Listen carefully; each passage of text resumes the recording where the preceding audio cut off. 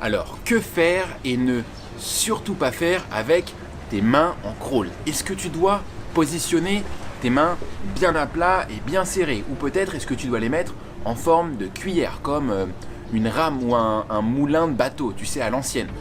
Peut-être même qu'il faut les maintenir bien écartés ou peut-être plus relâchés et avec les doigts légèrement écartés. L'objectif de cette vidéo, c'est de répondre précisément à cette question. C'est pourquoi aujourd'hui, on a décidé de faire une vidéo qui va s'appuyer à la fois sur des papiers sérieux issus d'études scientifiques, mais également sur des connaissances plus empiriques, en s'adressant directement aux meilleurs nageurs qui le vivent au quotidien. Bon, plutôt qui le vivaient au quotidien, parce qu'on va poser la question à Camille. T'es prêt? C'est parti!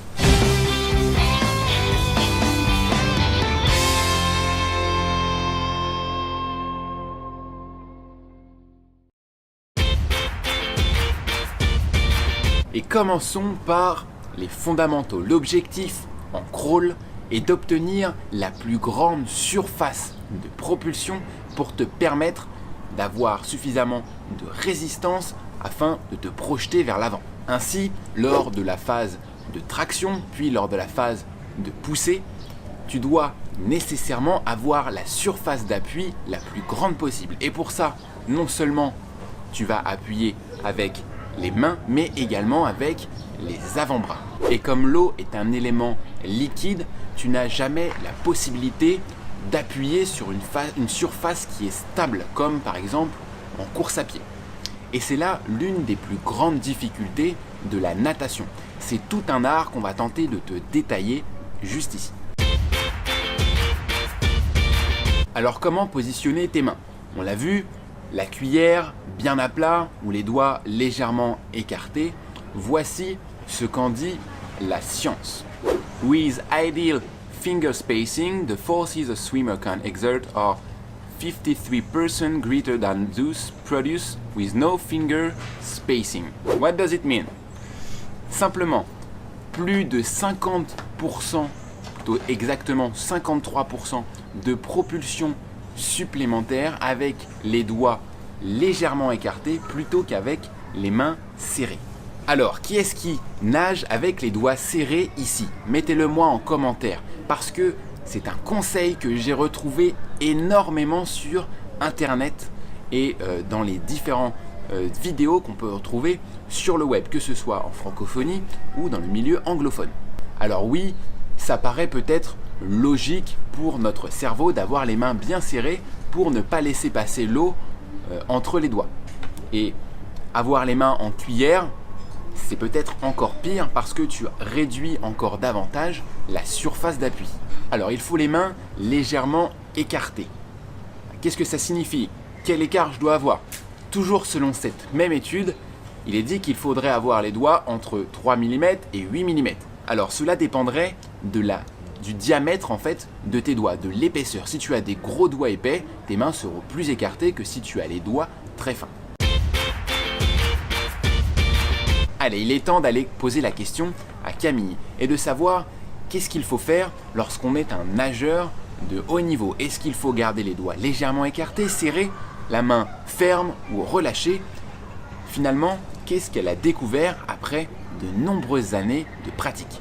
Donc moi quand je nage, j'ai les mains vraiment relâchées, détendues, légèrement écartées, naturelles. Parce que si j'ai les mains serrées en cuillère ou même tendues et écartées, j'ai vraiment pas des bons appuis, des bonnes sensations, j'ai l'impression de passer à travers, j'ai l'impression d'avoir moins d'appui, comme si je nageais point fermé en fait. Et j'ai moi-même mis en application les conseils de Camille, car oui, on se coach mutuellement. Ça a quand même quelques avantages. Puisque jusqu'à présent, je gardais mes mains très fermes. Alors, elles n'étaient pas forcément très serrées, mais elles étaient en tout cas très rigides pour appuyer le plus fortement sur l'eau. C'est ce qui me paraissait le plus logique. Et pourtant, désormais, je les garde donc plus relâchées. Et je perçois que je suis capable d'attraper de plus grandes masses d'eau et ainsi d'avoir davantage de résistance et plus de propulsion. Allez, il est temps maintenant de comprendre pourquoi avec les doigts légèrement écartés, l'eau ne passe pas à travers. Et là, on va faire un rapide point sur la mécanique des fluides. Alors je ne vais pas entrer particulièrement dans les détails, d'abord parce que je ne suis pas un expert de mécanique des fluides et que je ne préfère pas raconter d'histoire, et ensuite parce que ce n'est pas l'objectif de notre chaîne ni de cette vidéo. On l'a dit précédemment, le premier point important, c'est qu'en écartant légèrement les doigts, tu augmentes ta surface d'appui. Et plus la surface d'appui est grande, plus il y a de résistance. Et donc plus tu es capable de te propulser et d'attraper des masses d'eau importantes. Exactement comme lorsque tu utilises des plaquettes de plus en plus grandes. Ensuite, autour de tes doigts, il existe une couche limitante, c'est-à-dire une couche d'eau qui va rester stationnée au niveau de tes doigts. En fait, cette couche d'eau, elle va dépendre de 3 facteurs. D'abord, la vitesse de ta main. Il n'y a pas de couche limitante aussi importante lorsque ta main est à l'arrêt. C'est le mouvement qui crée cette couche limitante. Deuxièmement, la forme de tes doigts. Et c'est là tout à l'heure l'astuce empirique que nous avait fournie Camille. Le fait d'avoir les doigts relâchés permet certainement d'avoir une couche limitante plus importante. Enfin, le dernier point, c'est celui du diamètre des doigts dont nous avons parlé précédemment. Et l'écartement de tes doigts est très important car en fonction de la proximité des doigts les uns vis-à-vis des autres, la couche limitante sera plus ou moins importante. Pour en finir sur la mécanique des fluides, c'est donc grâce à cette couche limitante que l'eau ne va pas passer entre tes doigts qui sont légèrement écartés. Alors la prochaine fois qu'un expert ou qu'un je sais tout, tu sais on en connaît tous, te dit qu'il faut avoir les mains bien serrées, tu pourras facilement le rediriger directement vers cette vidéo. Ou bien tu pourras lui faire un petit topo sur la mécanique des fluides. Et même à table le dimanche, ça passe plutôt bien en famille. J'espère que ce format de vidéo t'a plu. Avec Camille, nous partageons la même philosophie et le même désir de te permettre de mieux comprendre pour mieux apprendre.